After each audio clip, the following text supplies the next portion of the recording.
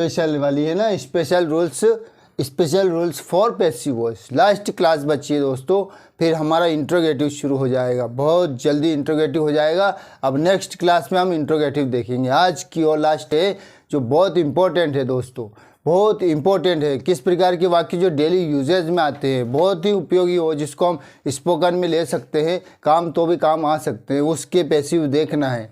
कैसे वाक्य रहते हैं आप समझ लीजिएगा, इन वाक्यों से आप समझ लीजिएगा कि किस प्रकार के वाक्य रहते हैं, है ना।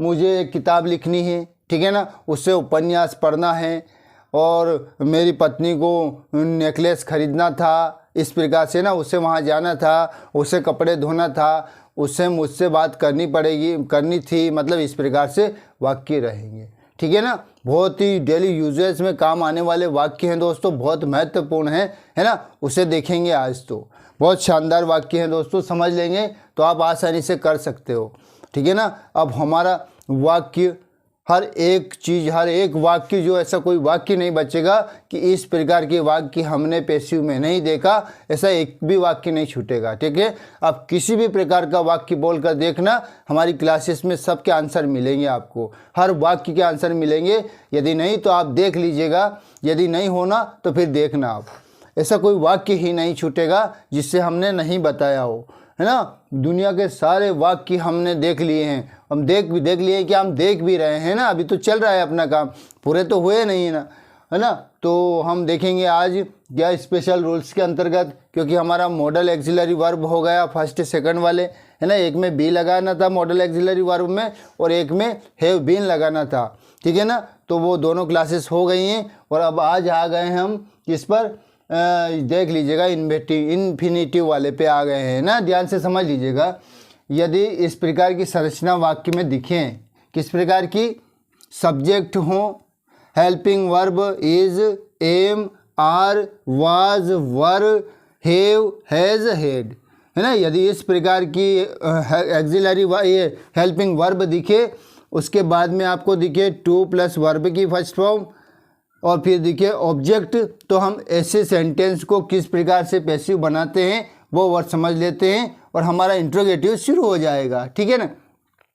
इस प्रकार के वाक्य में क्या करेंगे, ऑब्जेक्ट लिखेंगे जिससे हम पैसिव सब्जेक्ट बोलते हैं, फिर उसके बाद में is, am, are, was, were, have, has, had, इस प्रकार से वर्ब लिखने के बाद में टू बी लिखेंगे, क्या लिखेंगे, टू और बी लिखेंगे, प्लस जो मेन वर्ब होती है उसकी थर्ड फॉर्म लिखेंगे, बाय लिखेंगे, और सब्जेक्ट लिखेंगे जिसे हम क्या बोलते हैं, पैसिव ऑब्जेक्ट बोलते हैं, उसे लिखेंगे, ठीक है ना। इधर तो ऑब्जेक्ट लिखेंगे जिसे हम पैसिव सब्जेक्ट बोलते हैं, और इधर सब्जेक्ट लिखेंगे कौन सा, मॉडिफाई वाला, जिसे हम पैसिव ऑब्जेक्ट बोलते हैं, ठीक है ना। आपको समझ में आ गया होगा दोस्तों, और इस प्रकार के वाक्य और समझ लेंगे तो हमें सारे वाक्य समझ में आ जाएंगे कि हाँ यार, अब तो हम सारे वाक्यों के बना सकते हैं। ऐसा ज़रूर कह सकते हो आप कि हम सारे वाक्य के पैसिव बना सकते हैं। तो देख लीजिएगा, फर्स्ट सेंटेंस है अपना, I am to write a book, है ना। I am to write a book, मुझे किताब लिखनी है, मुझे किताब लिखनी है। I am to speak English, मुझे इंग्लिश बोलना है, ठीक है ना। और he is to go to Zirapur, उससे जीरापुर जाना है, ठीक है ना। और they are to play cricket, उससे उन्हें क्रिकेट खेलना है। इस प्रकार के सेंटेंस है, उसमें देख लीजिएगा कितना आसान है पैसिव बनाना। सबसे पहले हम ऑब्जेक्ट को ले लेते हैं, ऑब्जेक्ट में जो भी आर्टिकल जुड़ा उसे भी हम लेना है हमें साथ में। तो अ बुक है ऑब्जेक्ट हमारा, जिसे हम पैसिव सब्जेक्ट बोलते हैं, तो अ बुक लिखा। अब आप जानते हैं इसमें क्या है, हेल्पिंग वर्ब। इसमें ऐसा नहीं है, अब कैसा नहीं है कि वाज या वर इस प्रकार से टेंस में लिखेंगे, इस प्रकार से कोई प्रॉब्लम नहीं है। जो भी हेल्पिंग वर्ब है उसी को लिखना है, क्योंकि हमें हमारे आगे टू बी लिखना है, टू बी और वर्ब का थर्ड फॉर्म लिखना है, याद रखना है। यहाँ क्या था, टू प्लस वर्ब की फर्स्ट फॉर्म थी, टू प्लस वर्ब की फर्स्ट फॉर्म है, और यहाँ क्या करना है, हेल्पिंग वर्ब में देख लीजिएगा टू बी प्लस वर्ब की थर्ड फॉर्म रहेगी, बस इतना लिखना है। तो ये ऑब्जेक्ट लिखा, उसके अनुसार हमने देखिए ये प्रेजेंट की है तो हम फिर भी प्रेजेंट की लिखाया।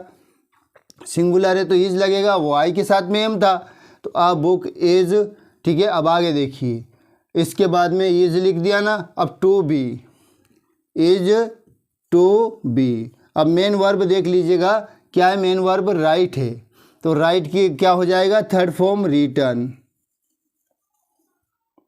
क्या हो जाएगा, रिटर्न, ठीक है ना। ये वर्ब की थर्ड फॉर्म हो गई। अब लिखेंगे बाय, सब्जेक्ट क्या है, मॉडिफाई, आई का क्या हो जाता है, मी। ये हमारा वाक्य कंप्लीट हो गया। A book is to be written by me, ठीक। उसमें क्या था, I am to write a book, इसमें क्या हो गया, a book is to be written by me, ठीक है दोस्तों। कोई दिक्कत तो नहीं आई ना, कोई भी दिक्कत नहीं आएगी इस फॉर्मूला को, यदि इस फॉर्मूले को हमें याद है तो हमें कोई दिक्कत नहीं आ सकती है, ये याद रखना है आपको, ठीक है ना। बहुत अच्छे वाक्य हैं दोस्तों, इस प्रकार से तुम हज़ारों वाक्य बना लो, कोई दिक्कत नहीं है। देख लीजिएगा, जैसे I am to write a book की जगह he is to write a book, उससे पुस्तक लिखनी, उसमें भी बना सकते हो। They are to write a book, उससे बना सकते हो, है ना। और इसके बाद में आप और भी ले सकते हो, वर्ब जरूरी नहीं राइट का है। देखो, he is to speak English, they are to speak English, I am to speak English, किसी भी प्रकार का सेंटेंस हो अपन बना सकते हैं, ठीक है ना। ये संरचना इसी में काम आएगी। सेकंड देख लीजिएगा, he is to read the novel, he is to read the novel, उससे नॉवेल मतलब उपन्यास पढ़ना है, उससे उपन्यास पढ़ना है। इस प्रकार का सेंटेंस है हमारा सेकंड, मतलब उससे उपन्यास पढ़ना है, ठीक। तो अब इसका पैसिव बनाते हैं, तो द नॉवेल ऑब्जेक्ट है, इसको पहले लिख लेते हैं हम, ठीक है ना, कन्फ्यूजन नहीं होना। सबसे पहले इसको लिख लिया ऑब्जेक्ट को, द नॉवेल। अब इसमें helping verb is am are है ना। तो लाइट चली गई थी, हम सेकंड वाले सेंटेंस पे थे। कौन सा सेंटेंस था हमारा, he is to read the novel, ठीक है ना। अब इससे हम बनाते हैं पैसिव में। सबसे पहले ऑब्जेक्ट लिखेंगे, जिससे हम पैसिव सब्जेक्ट बोलते हैं, नॉवेल, और इसके साथ हेल्पिंग वर्ब है अपनी इज एम आर वाली है, तो नॉवेल के साथ इज लगेगा, सिंगुलर है। तो इसके बाद में मतलब अपना ऑब्जेक्ट लिखा, हेल्पिंग वर्ब लिखा, देख लीजिएगा दोस्तों, है ना। हेल्पिंग वर्ब लिखा, उसके बाद में टू बी लिखना है। क्या लिखना है आपको, टू बी लिखना है, और मेन वर्ब की थर्ड फॉर्म लिखना है। तो ये तो तीनों फॉर्म सेम होती है, रीड रीड रीड, है ना, तीनों फॉर्म सेम होती है दोस्तों। इस प्रकार के ये रीड वाले सेंटेंस बहुत पूछते हैं, क्योंकि उनको याद है कि तीनों फॉर्म सेम होती है, इनका तीनों रूप एक जैसा होता है। The novel is to be read. अब देखिए, उसके बाद में मेन वर्ब हो गए ना, बाय लिखिए, और अब सब्जेक्ट लिखना, जिसे पैसिव ऑब्जेक्ट बोलेंगे। तो ही का क्या हो जाएगा, हिम हो जाएगा, ठीक है। आ गया समझ में, कितना आसान है, बहुत आसान है दोस्तों। पहले हम टेंस पढ़ते थे तो हमें वॉइस कठिन लगता था, अब वॉइस पढ़ लिए तो हमें कुछ और कठिन लगने लग जाएगा। पर अब हम एक भी चीज़ हमें कठिन नहीं लगेगी, बस उसी जगह चलेंगे हम। एक दिन हम कह सकते हैं, क्या कह सकते हैं कि हम we can speak English easily, fluently, है ना। हम अच्छी तरह से, आसानी से, बिना झिझक के इंग्लिश बोल सकते हैं, बिना हिचक के, ठीक है ना। और क्योंकि हमने सारी संरचना देख ली है, सारा संरचना हमारे माइंड में भरा गई है ना। तो हम कुछ भी बनाओ, जैसे वह स्कूल जाएगा, हम एक्टिव में बना रहे हैं, तो ये तो अपने पता चल गया फ्यूचर का है, तो he will go to school, है ना। वह मुझसे बात करता है, तो ही टॉक्स टू मी, वह मुझसे बात करता है, हमें पता है, क्योंकि वाक्य के एंड में क्या आ रहा है, बस हमारा मस्तिष्क तुरंत उसको पहुंचा देगा कि यार ये सिंपल प्रेजेंट का है, ये कोई कंटिन्यूअस का है, ये फ्यूचर का है, ये पास्ट का है। ऐसे करके सारी संरचना, जैसे ही हमने पढ़ा है ना, जैसे हमने पढ़ा कि वह खाना खा रहा है, हमारा मस्तिष्क में गया, जैसे हमने वो सेंटेंस देखा, तुरंत हमारा मस्तिष्क ने एक्सेप्ट किया और तुरंत वो ट्रांसलेशन निकाल देगा, ठीक है ना। वह खाना खा रहा है, तो ही इज़ ईटिंग फूड, वह घर पर खाना खा रहा है, he is eating food at home, ठीक है ना। वह वहाँ जा रहा है, तो ही इज़ गोइंग देयर, मैं वहाँ जा रहा हूँ, आई एम गोइंग देयर, ठीक है ना। इस प्रकार से, क्योंकि मस्तिष्क तुरंत बहुत फास्ट ट्रांसलेशन करता है।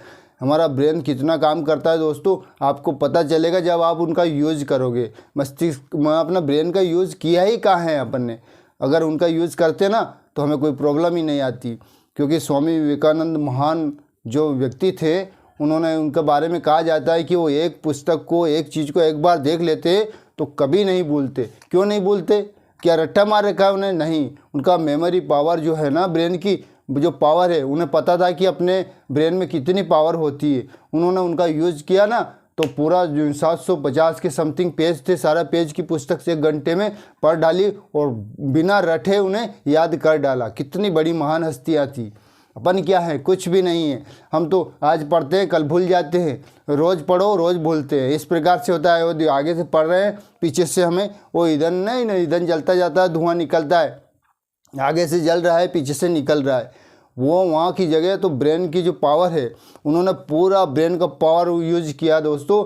वो जो चीज़ देख लिया एक बार, उन्हें कभी भूलने का नाम नहीं होता है। यदि हमने ये देख लिया ना, तो हम कभी भूल ही नहीं सकते हैं। क्यों? क्योंकि हमें समझ में आ गया हमारे दुनिया की फालतू चीज़ें वो क्या हमारे मस्तिष्क में जो भी भरेंगे, वो तो सब चली अंदर ही रहेगी ना। कोई उसको बाहर थोड़ी कोई डस्टबिन वाला, समेटने वाला, कचरा बीनने वाला आएगा तो वो बीन के ले जाएगा, ऐसा तो नहीं है ना। हमारे मस्तिष्क में अच्छी चीज़ें, बुरी चीज़ें, कैसी भी बड़ी चीज़ें, छोटी चीज़ें, किसी भी प्रकार की चीज़ें सब मस्तिष्क में जाती जाएगी। तो वैसे ही हैंग हो जाएगा। वैसे ही हैंग होना ही है ना। फालतू के जो अपवाद चीज़ें भर लेते हैं, किसी से ईर्ष्या प्रेम रखना, ईर्ष्या द्वेष रखना, किसी से लड़ाई झगड़े के बारे में सोचना, किसी से बदला लेना, किसी से क्या करना, ये सारी चीज़ें माइंड में भर लेंगे तो ये पढ़ाई कहाँ हुई? ये स्टडी कहाँ जाएगी? वो बेचारी वो भी घुसेगी जैसे तैसे, और वो घुस करके तो बाहर निकल जाएगी। क्योंकि उसके लिए मेन जो जगह थी, वो जगह तो अपने कचरा भर रखा वहाँ। तो किसी भी हम अपने घर में अगर कोई कचरा भरा हुआ तो अच्छी चीज़ के रखने पर उसका कोई ये नहीं रहता है वैसे कि हाँ यार अच्छी बात है। वो कचरे में कचरा ही दिखता है वो तो, है ना। तो हमारे ब्रेन में ऐसी चीज़ें भरो दोस्तों कि जो जीवन भर हमारे काम आए, ठीक है ना। धन को चोर चुरा सकता है ना, ज्ञान को नहीं चुरा सकता है। धन की रक्षा करनी पड़ती है दोस्तों, ज्ञान की रक्षा नहीं करनी पड़ती है। ज्ञान हमारी रक्षा करता है। धन की तो हम रक्षा करते हैं ना, पर ज्ञान हमारी रक्षा करता है। और ज्ञान से हम सब प्राप्त कर सकते हैं। कहावत भी है ना इंग्लिश में, मतलब एक कहावत है, a wealthy person is worshipped, A wealthy person is worshipped only on his kingdom, whereas an intelligent person is worshipped everywhere.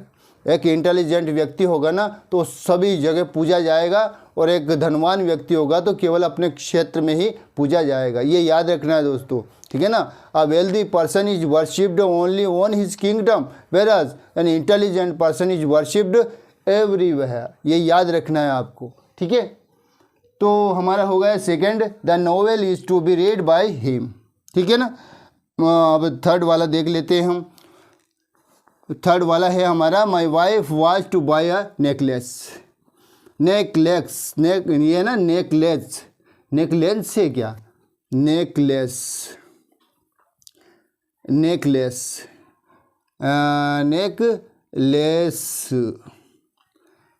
है ना, गले का हार, है ना। My wife was to buy a necklace. तो इसका देख लीजिएगा, अ नेकलेस जो है वो क्या है? वो सिंगुलर है। तो सबसे पहले नेकलेस लिखिएगा, ये दिखाई दे रहा है नेकलेस। अ नेकलेस, अब वाज है ना, हेल्पिंग वर्ब वाज है तो वाज टू बी। अब देखिए बाय है तो थर्ड फॉर्म आता है बॉट बाय माई वाइफ। तो माई वाइफ तो चेंज थोड़ी कर सकते हैं ना, वो तो फिक्स है कि वो तो है ना, तो है ही सही, वो तो उसका कोई चेंजेस नहीं होगा, ठीक है ना। तो ये हमारा हो गया सेंटेंस थर्ड वाला कंप्लीट। समझ में आ गया। पहले हमने ऑब्जेक्ट लिखा, फिर हेल्पिंग वर्ब जो थी ऑलरेडी ही थी, उसमें हमने टू बी जोड़ा।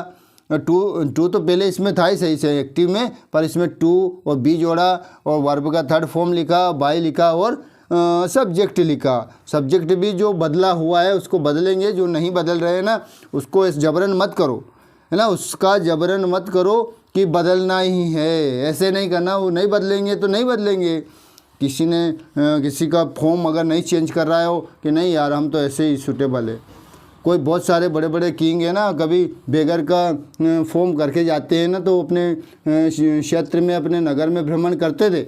तो उन्होंने कुछ जानकारी लेना था वो राज्य में कि क्या चल रहा है क्या नहीं चल रहा है। जब ये लोग ये जो नहीं बदलने वाले हैं ना, उन्हें नहीं ज़रूरत है किसी का जानकारी लेना, वो अपने ही रूप में मस्त है, अपने ही रूप में मस्त हैं वो, तो उससे कोई ज़रूरत नहीं है फॉर्म बदलना। बहुत सारे फॉर्म चेंज करते हैं ना, वो करते होंगे, उन्हें ज़रूरत है, पर बहुत सारे जैसे व्यू है ना, थर्ड पर्सन में नाम है किसी का, वो नहीं बदला जाता है। बाकी जो बदलने वाले हैं वो बता दिया हमने कि ही है तो ही का हीम हो जाता है, शी है तो हर हो जाता है, आई का मी हो जाता है, यू का यू रहता है, यू नहीं बदलता है, दे का देम हो जाता है ना। तो कुछ चीज़ें बदलने वाली है और कुछ विलुप्त तो होने वाली भी है। जैसे बोला था ना, वन है, एवरी वन है, सम वन है, ये चीज़ें विलुप्त हो जाती है, वहाँ जाते जाते उसका थक जाती है, नहीं चलना है, ऐसे मना कर देती है, नहीं चलना यार हमको, है ना, तो वो मना कर देती है। अब आता है हमारा फोर्थ पे, he has to purchase a radio set, ठीक है ना, he has to purchase a radio set. हमें क्या करना है, सबसे पहले पैसिव बनाने के लिए ऑब्जेक्ट लिखेंगे, तो ऑब्जेक्ट है अ रेडियो सेट, है ना तो सेट है ना, रेडियो अकेला है, अ रेडियो सेट पूरा का पूरा ही ऑब्जेक्ट बोला जाएगा।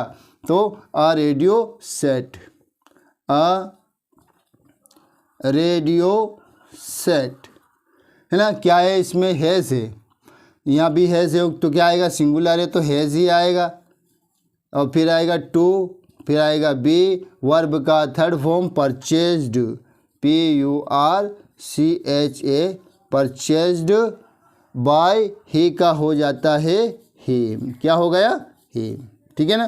कितना आसान है दोस्तों, हर कोई बना सकता है, बिल्कुल बना सकता है। अब ज़्यादा प्रॉब्लम है नहीं, आती भी नहीं है, बहुत आसानी से बना सकता है दोस्तों, कोई भी बना सकता है, क्योंकि हमने स्ट्रक्चर अच्छे से समझ लिया है कि यदि हमारे सब्जेक्ट हैं helping verb is, am, are, ये यहाँ तक हैज़ है, ये देखा ना आपने, कंटिन्यूस का हो, या फिर पास्ट कंटिन्यूस का हो, फ्यूचर प्रेजेंट कंटिन्यूस का हो, और प्रेजेंट परफेक्ट की हो, और पास्ट परफेक्ट की हो, और ये हेल्पिंग वर्ब यदि है ना, इसमें टू और बी, टू और वर्ब की फर्स्ट फॉर्म यदि हैं, क्योंकि इनके साथ फर्स्ट फॉर्म नहीं आती।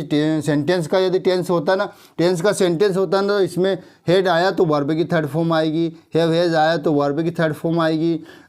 टेंस का यदि सेंटेंस रहे तो, और वाज वर है तो ING फॉर्म आती है वर्ब में, इज, एम, आर है तो ING फॉर्म आती है, तो ठीक है ना। टेंस का नहीं है, ये इन्फिनिटिव वाले हैं, टेंस का नहीं है, इसलिए हमें कन्फ्यूजन नहीं होना है। यदि ये चीज़ें हैं ना, तो हमें ऑब्जेक्ट लिखना है और वही लगाना है जो भी हेल्पिंग वर्ब है, उसके बाद में टू और बी लिखना है, वर्ब की थर्ड फॉर्म लिखना है, बाय लिखना है और सब्जेक्ट लिखना है। बिल्कुल आसान है, बिल्कुल आसान है दोस्तों। तो हम देखते हैं अब फोर्थ वाला, है ना, फोर्थ हो गया, फिफ्थ वाला देखते हैं। I have to do it, I have to do it, ठीक है ना। इसमें अब ऑब्जेक्ट ये है, पहले गलती हो गया था ना अपन से, सबसे पहले ऑब्जेक्ट लिखेंगे ईट, अब ईट के इसके आई के साथ तो हैव लगता है, ईट के साथ हैव नहीं लगेगा ना, तो ईट हैज़ टू बी, बहुत आसान है दोस्तों, बिल्कुल ऐसा पेन चलता ही चलेगा, इट हैज़ टू बी। अब क्या है, वर्ब की थर्ड फॉर्म डू है तो do, did, done, third form है डन, फिर बाय लिखेंगे और आई का हो गया मी। कितना आसान है, वेरी इजी, ठीक है ना। It has to be done by me. दोस्तों कोई समस्या है क्या, नहीं है ना। अब तो आज लास्ट है हमारी क्लास, अब इसके बाद में हमारा इंट्रोगेटिव चलेगा, 100% इंट्रोगेटिव चलेगा, फिर इम्पेरेटिव चलेगा। बहुत शानदार मज़ा आएगा दोस्तों, बहुत अच्छे से। और ये चीज़ समझ ले तो समझ लो लाइफ टाइम हो गया, हमारे याद ही हो गया, यूँ मान के चलिए। अगर ऐसा नहीं कि अभी देखा थोड़े समय के लिए रहा और भूल भुला गए, ये देख लिया तो आपको समझ लीजिए लाइफ टाइम आपको याद रहेगा, ये मैं गारंटी दिलाता हूँ दोस्तों, क्योंकि आप भूलोगे नहीं, कभी भी नहीं भूल सकते हो। अब मान लिया जाए इससे आया, they had to play badminton, क्या ये गेम है ना, तो they had to play badminton, तो बैडमिंटन के साथ कोई आर्टिकल वगैरह कुछ नहीं है, कोरा ये का यही आया है ना, तो यही लिख दो। अपने क्या इसमें अलग से कुछ मिक्स मसाला क्यों लगा रहे हो, जब बोला कि वो तो ऐसा कैसे ही लिख दो फिर। तो लिखा बेड मिंटन। अब देखिए हेड है तो हेड ही है, कहीं भी जाएगा हेड ही है। कुछ ऐसी हेल्पिंग वर्ब होती है जो कहीं भी नहीं जाती है ना, वैसी की वैसी लिखी जाती, हेड है। अब उसके बाद में टू लिखना है, बी लिखना है ना। वर्ब की थर्ड फॉर्म क्या है, प्लेड है, प्ले का प्लेड हो जाती है, और बाय लिखना है। अच्छा, और फिर सब्जेक्ट क्या दे है, तो दे को बदल दो, बदल जाएगा बेचारा, तो दे का क्या हो जाएगा, देम हो जाएगा। ठीक है, समझ में आ गया ना अच्छे से। लास्ट क्लास थी हमारा इंट्रोगेटिव स्टार्ट होगा अब या फिर इम्पेरेटिव होगा, तो हम एक काम करते हैं इंट्रोगेटिव ही कर लेते हैं, क्योंकि हमारा सीरियल बना का बना रह जाएगा। क्योंकि हमने देखा असर्टिव थे ये सारे, क्या थे, असर्टिव थे। अब असर्टिव के बाद में क्या आता है उसी हिसाब से देखेंगे जैसा हमने पढ़ा है। इंटेरोगेटिव आएगा, उसके बाद में आएगा इम्पेरेटिव, उसके बाद में आएगा ऑप्टेटिव, और उसके बाद में आएगा एक्सक्लेमेटरी। उसी प्रकार से समझेंगे दोस्तों जिस प्रकार से हम सेंटेंस को समझा था, क्योंकि तभी हमारे दिमाग में उसी सीरियल फिट रहेगी, हमारे माइंड में जमी हुई रहेगी, तो वो एक एक सीरियल निकलती जाएगी, तो हमें याद करने का ज़रूरत भी नहीं है, और वही सीरियल इधर उधर भी नहीं होएगी, है ना। तो हमारा असर्टिव तो लगभग हो गया।